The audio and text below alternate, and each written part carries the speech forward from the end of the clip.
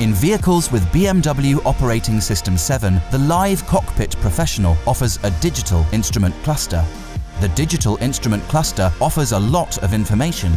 You can change the display settings of the instrument cluster by going to Car, Settings, Displays, Instrument Cluster.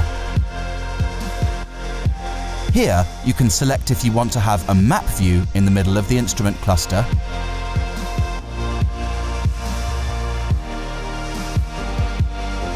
a route preview,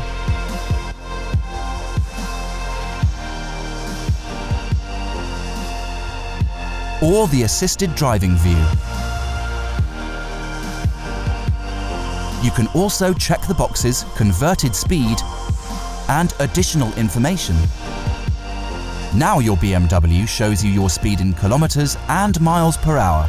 Check the box Reduced Mode to minimize the information shown to you in the instrument cluster. Your current speed, your selected view in the central display area, and the transmission info are shown. Continue watching our how-to series to get the most out of your BMW.